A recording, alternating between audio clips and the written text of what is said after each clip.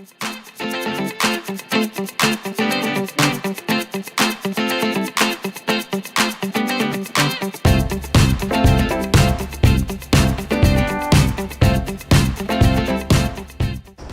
Skotnicki here. Just wanted to say thank you once again for subscribing to our expedition.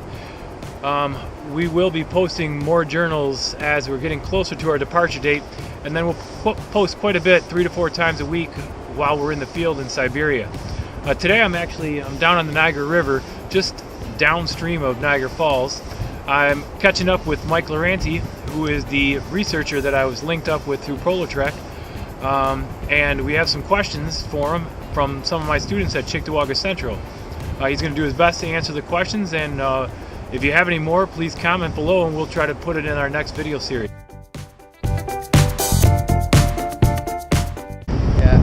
Hi, I'm Mike Loranty. I'm an assistant professor in the geography department at Colgate University.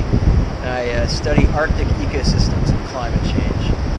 What did you study in college? So I went to a college called West Virginia Wesleyan College. It's a small school. There are about 1,500 students there, and I studied environmental science while I was there. When I graduated, I went to graduate school at SUNY Buffalo at UB, and I did my PhD there in physical geography. Okay. How did you get involved in studying climate science? Well, when I was finishing graduate school, I was looking for postdoctoral research opportunities, so that's like research training after you finish a PhD, and I came across one that involved work in the Arctic, which seemed pretty interesting to me, and luckily I got that job, and so kind of that's where I started, and then I liked it well enough and kind of continued to focus my research efforts on the Arctic. So it's fun because I get to ask interesting questions and go interesting places. What is the focus of your research?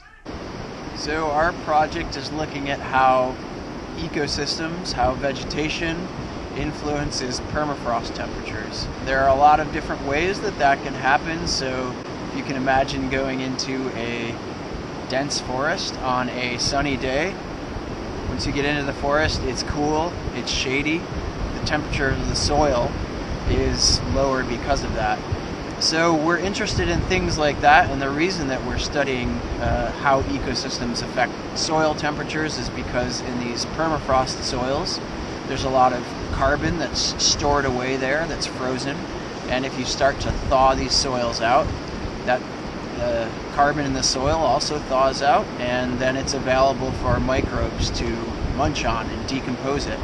And when they do that, it gets released to the atmosphere as greenhouse gases like carbon dioxide or methane, and then it becomes important for global climate.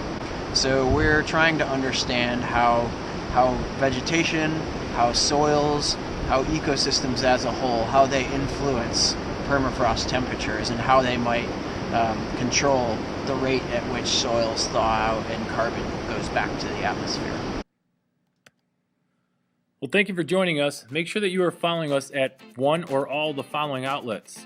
You can find us on Facebook at Stan Skotnicki's PolarTREC Expedition, on Instagram at Skotnicki PolarTREC, on Twitter at Stan Skotnicki, and of course on the PolarTREC.com website. Under Expeditions, find the vegetation impacts on permafrost. So thanks again, and stay tuned for more as we are gearing up to deploy on our expedition to Siberia starting June 16th. We're out there.